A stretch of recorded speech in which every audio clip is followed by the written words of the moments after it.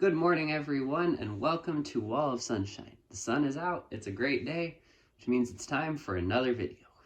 Today we're going to be looking at Disney and Pixar's The Incredibles. If you haven't seen The Incredibles, that's fine. It's a great movie. I recommend checking it out.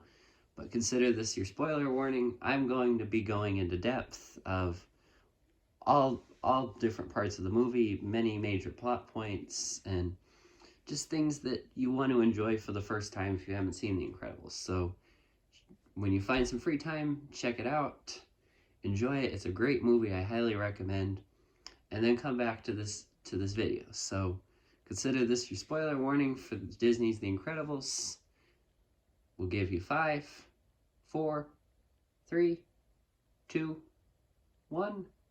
Okay, let's get started. So, as all of you hopefully know now, because everyone's left that hasn't, The Incredibles follows the story of 6 superpowered family members. You have Jack, Dash, Violet, Mr. Incredible, Mrs. Incredible. Maybe there's 5. Either way, you can count better than I can. Let's scratch that place. So the whole point, we all know what the story's about. We know what's going on. They're a family of superheroes.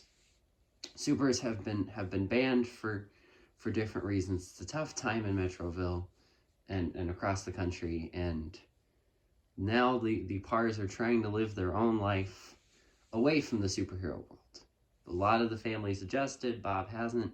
He goes on these missions. We know the story, or at least I'll refresh the story as it goes. But to get started, I want to talk about, more importantly, before I get into anything that I'm going to talk about, I want to address what I'm not, because I think a big part of this channel is, I knew going in, and a challenge, but also a fun part of this is not a unique idea that I'm doing. You have many other people that have broken down movies and done other parts of this discovery and of these movie analysis, that some things by now are common knowledge. Everybody's heard of the idea that the Incredibles' gender roles match their superpowers. Dash has tons of energy and bounces around like young boys stereotypically do. Helen's the mom, which means she stretches everywhere. Mr. Incredible's the rock, the protector of the family. Violet's shy. We know and we've heard these things. They're very interesting things to think about, but that's it. They're a surface level thing to think about, where instead I want to go deeper of, what can we learn from these movies? What can we pull out of them? How can watching The Incredibles change something about you or make you feel something different? Because that's the power of movies. If a movie was just interesting and it never caused any thought on our end, or a TV show or whatever media it is, we wouldn't be engrossed in that same way, because it's a shared experience between you and your TV, or you and your phone or laptop or whatever you watch it on. You're sharing that experience with your brain and with that media, and it's a really cool connection. So let's get into kind of 4 main interesting lessons that The Incredibles gives us. I want to start with number 1, a word that honestly you've probably never thought of when you picture The Incredibles. I'm going to start with the word passion. Now, I don't mean passion as in like romantic passion or any of that, or these stereotypical ways that we think of. But when we hear the word passion, it still produces this certain idea. It's this very intense, dramatic, almost visceral emotion that really carries a lot of weight with it. Now, whereas passion probably the most present in The Incredibles, easily in the scene with the burning building. For anyone that needs a refresher or just context, Lucius, who's more known as Frozone, and Mr. Incredible Bob are going bowling, in quotes. They tell their family instead, they talk about their superhero days and listen to the police radio. And while they're listening, they hear that there's a building on fire. So being superheroes, they run in, they try and get everyone out. And Mr. Incredible, with his super strength, starts running through and breaking through these walls to get these people. And he knocks down the building. Big like this isn't just talk about making yourself known. Here superheroes are illegal. Yes, they're wearing ski masks, but still, you have knocked down a building. So much for being not out in the open. And this is this idea that none of those other things Bob really thought about. It's this passion of people are in danger and we need saving and things. And I'm not going to say for a second that those are bad things. Sometimes there are things in the heat of passion and in the heat of these moments that are just gut reactions that we have to do, and we do without almost even thinking. And saving lives is and should be one of those things. But I'm going to play devil's advocate a minute and spin it a different way and say that the consequences of that intense emotion was the building getting knocked down. You have this foundation that's destroyed because of this passion. Now take the same idea with Frozone. He jumps in and very quickly realizes that he's in trouble. The fire is no water, and he can't use his ice powers to put it out or help people. That what started out as a good, meaningful thing became almost useless from the struggle of foundation. Now, foundation in two interesting ways. Of course, you have the literal foundation that Mr. Incredible just busted, but you also have the more figurative foundation of this idea of what's already been built up, what's been there kind of thing, and how we can flip that to when are times that we've done this, when are times that we've made a decision that sometimes can be a good thing, that sometimes can be something we need to do, but every action has its consequences. There's a very famous phrase from another movie that you also might have heard of: with great power comes great responsibility. That's another discussion, that's another movie. We're not getting into that. I've already did a spoiler warning for Mr. Incredible, but laying seeds of other movies you could potentially see on this channel. But you have this idea of something that there's a consequence to every action. I think a great example, let's take a very elementary example. You're on the playground and your friend is getting bullied. In that heat of that moment, you might just make a fist and you might just clock that friend across the jaw and take him down for the count. That's a moment of passion. That's a moment of I'm protecting my friend and I'm doing at this moment what I think is right. But you can't tell me that there's not going to be consequences to that action, that you're not going to get in trouble, go to the principal's office, those things. You've still got to deal with those things no matter the intention. And that's so many times why we do have a plan in life, that we're not just, don't allow life to just strap you onto this roller coaster and push the button and say, okay, we're in for whatever. No, we have some of us, we don't have all of us say. I'm not saying for a second that there isn't going to be problems, there isn't going to be things that come up that shake that foundation or shake that ideas that we have. It's going to happen. Life's unpredictable. But you don't have to let life dictate to you everything that you do. Sometimes you can say, you can set up goals or different things for yourself that you're going to try to meet and have that plan, because, and that stops sometimes the heart from just going rampant, that you still can do the things you need to do, but it keeps some of those consequences from destroying that foundation, destroying what you've already built. Don't allow one moment of your life to knock down everything else. Otherwise you literally knock down that building and you have to restart from scratch. And nobody wants to build their life back up from the surface. So now going into the second one, we've talked a lot about what happens if you're led only by your heart. And some people will think, oh, that means that I'm advocating to only use your head. No, absolutely not. Just as bad, and we'll get into that in a minute. it, because your brain can be just as dangerous as your heart can. Just as beautiful, but just as dangerous.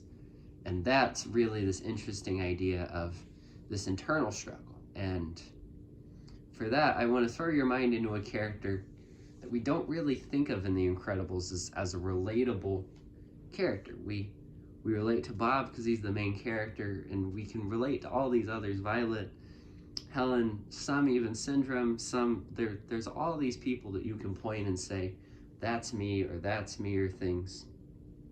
But how many of us ever looked at the Omnidroid and said, that's me? Because every single one of you could and should at some point say, I'm the Omnidroid in this movie.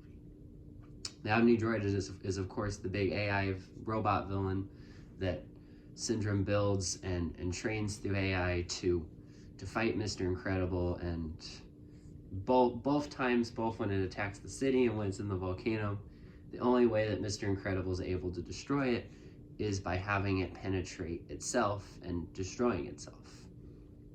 Now that's a really interesting thing, and stop and think a second if this sounds familiar to anything that you might feel or think, because you've got this hard, almost impossible exterior that's not going to allow anything through it. The Omnidroid literally is this powerful thing that even someone as powerful as Mr. Incredible can't punch through it, can't attack thing.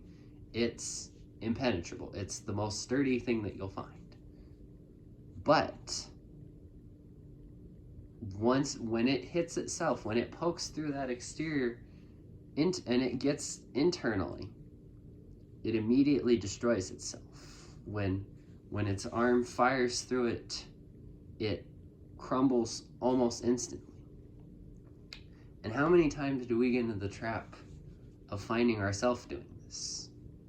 That we build up these huge walls, we build up these foundations, we say we don't want to get hurt, we have these struggles in our lives that were built externally.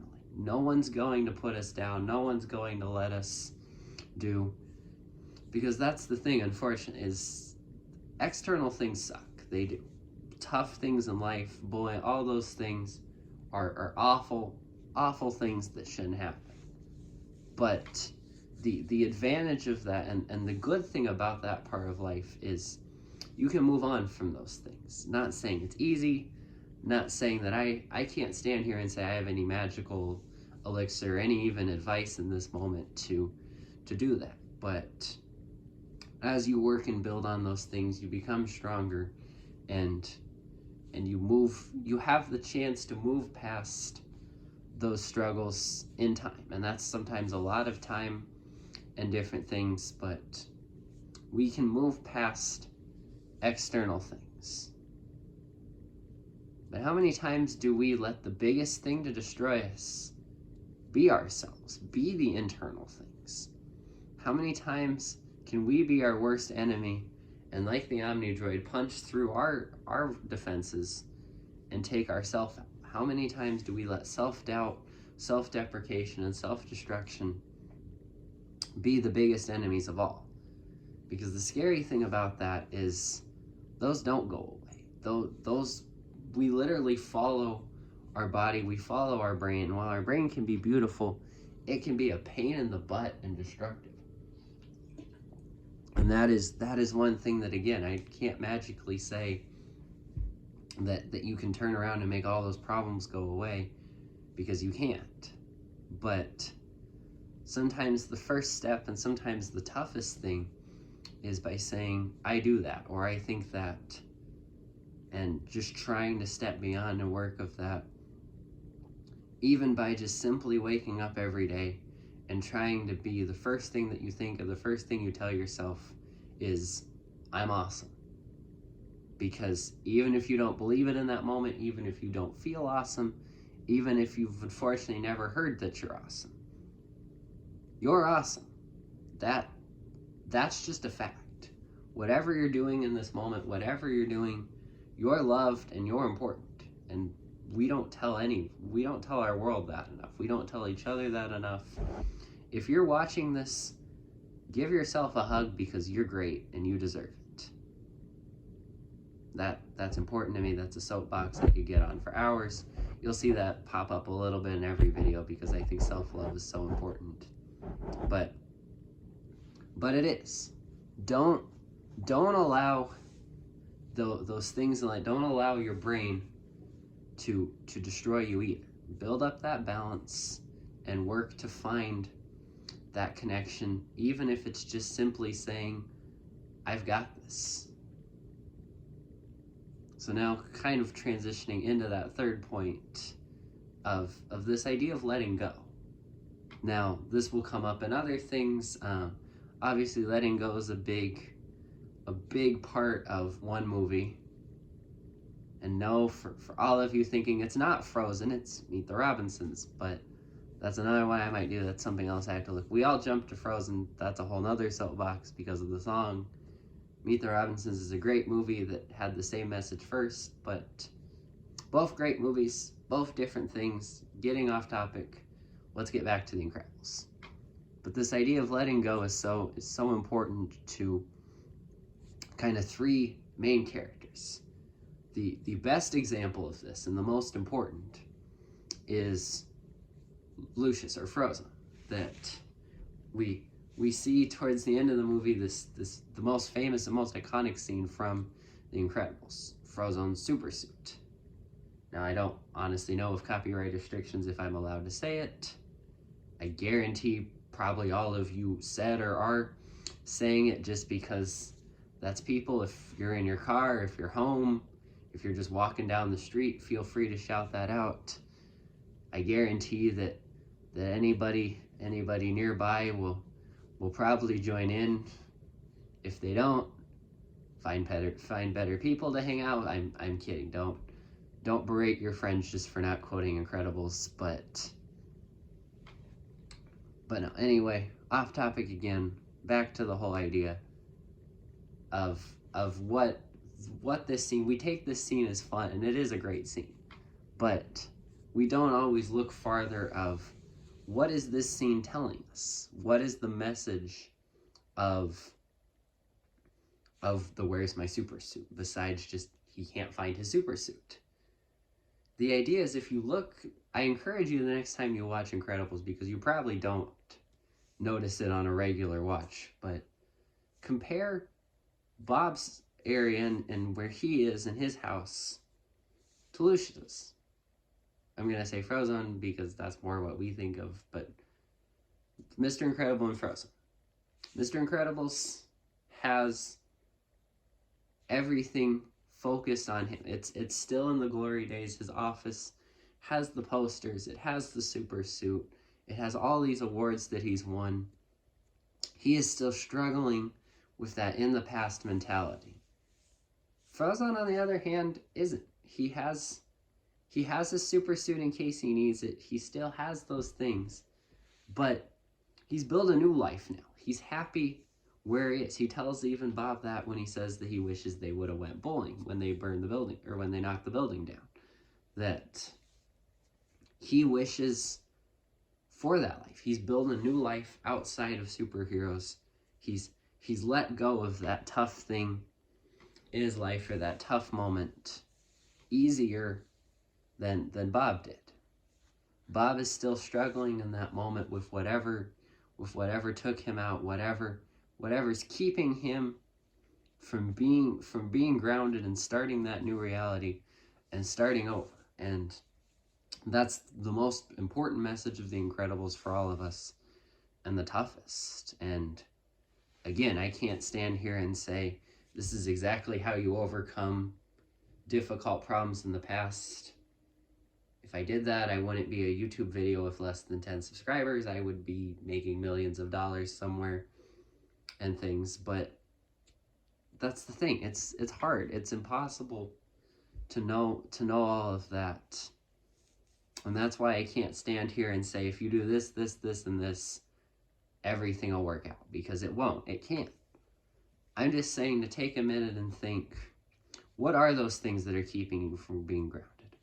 What are those things that are keeping you from enjoying the next stage of your life, or the next part of your life, or continuing to grow, what are those just icky parts that eat at you that don't allow you to build that new life? And we see in the characters, or in the character of Syndrome, that opposite, that struggle to let go, that holding in of vengeance to the point that it eats at him and makes him no longer a superhero, because being rejected as Buddy was a tough thing, but the Syndrome was never able to grow from it, and that is so important.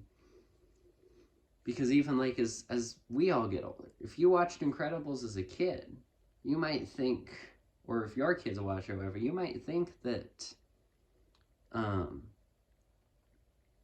you might get mad or think that Syndrome's the best and stuff. He was just trying to help. He did all this.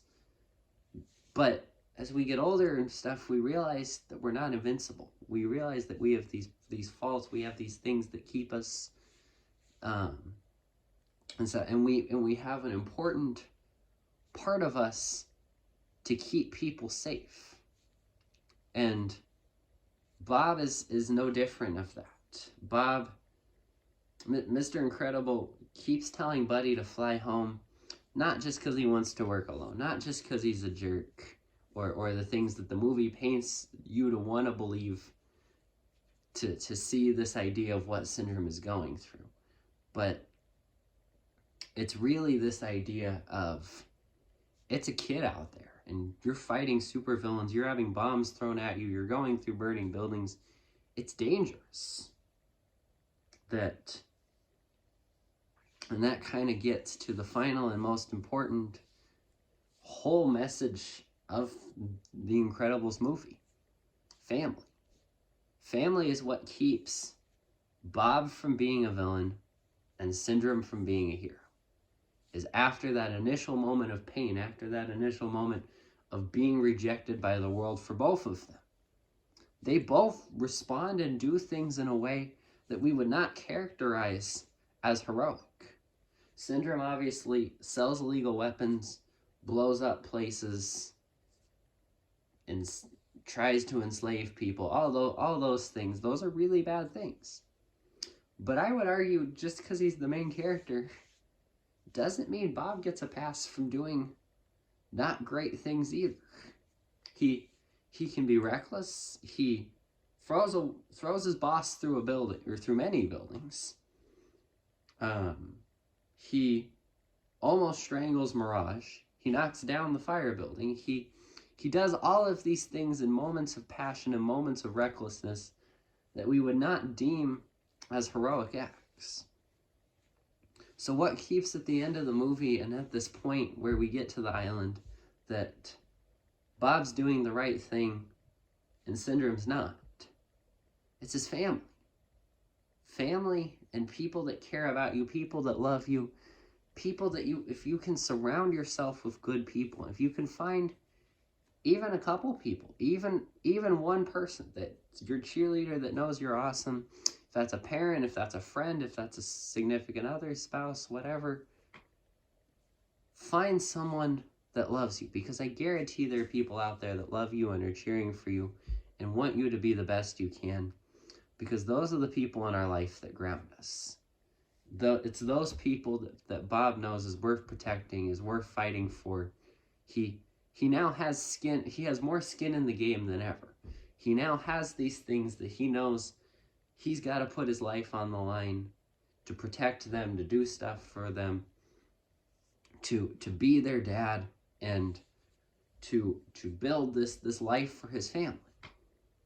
Syndrome's lost that part. He's grown cold, bitter, angry at the world, and he's let those internal things and those internal struggles and the inability to let go of those moments consume and destroy him, to the point that he becomes the supervillain that we see, and ultimately ends his fate in The Incredibles. So it's getting to be about 25 or so minutes. Let's go over the lessons from Disney Incredibles, and then I'll let you all get back to the rest of your day. So, lesson number 1. with the burning building, with passion. Do the best you can, have a plan. Don't let just your heart lead. Do amazing things, do those things, but make sure that there is some grounding in those ideas and those beliefs and things to keep you safe, to keep others safe, and to not allow those foundations to be shaken or destroyed in tough moments. With the OmniDroid, internal versus external, you're awesome, you're loved, whether you believe it right now or you know it or not, you are. And there's people out there that want to love and support you of that. Don't try the best you can, though it's really hard to allow your brain from telling you otherwise. Don't let yourself be caught in that emotional trap of destroying yourself. You're so strong, you're so brave, you're so smart. Don't allow that self-doubt to take down those beautiful and amazing foundations that you built for yourself. And then letting go. The whole idea of life is going to come, there's going to be tough moments, there's things that aren't going to go as planned. With those moments that are tough, just take a minute and be ready for the next thing. Don't get down on yourself. Don't try and make a rash decision and try to immediately fix it. Just say, stuff's gonna happen, and start planning for the next thing. Start planning for the next part of your life. Build the next. Always be moving forward. Keep moving forward. Another teaser for Meet the Robinsons someday. That definitely might be one I look into. We'll find out on that. Let me know if you'd like to see that. But keep moving forward. Keep trying the hardest you can, even if it's a tiny step, to making the world your own and taking that initiative to not let your past ruin your future. And finally, family. Whatever your family looks like, whether it's blood, whether it's formed, whatever it is, kids, spouse, parents, brothers and sisters, friends, whatever, find those amazing people that support you. Find those amazing people that love you, that want to cheer for you, that want you to be the best that you can, and build that foundation around those people. Because no matter what life tries to throw at you, if you have an awesome army of people fighting back, you can and will conquer everything that comes at you. Because we're built to be tough, we're built to be strong. We're built to not be able to do everything on our own. But you're never on your own. If you're watching this, if you ever need anything, feel free, if you enjoyed, to drop a like or a comment. If you're struggling with something, hope that it gets better, all of that. I hope all of you have an amazing day and things, and enjoyed this look at The Incredibles, and most importantly of all, hope you feel loved today. If you ever feel alone, if you ever feel in any moment that you're trying to do this all by yourself and that no one else really cares, know that we all feel that way. And while that's not an immediate fix, I can't make you feel that. I hope you know that you'll never be forgotten and you'll never be unloved. Because the amazing thing about this world, the amazing thing about all these people that make up it, the amazing thing about whatever other people you're watching in this moment that might not know who you are or might not know what you're doing, they have the same beautiful capacity to love that you do. They have the same struggles and strifes, but we're all in this together. We're all working together. And if you ever do feel alone, if you ever feel that all of this, why is there a plane? If you ever feel alone, please know that you are amazing. You will get through this. And most importantly of all, you are loved. Thanks everyone. Hope you have a great day. Wall of sunshine shining down.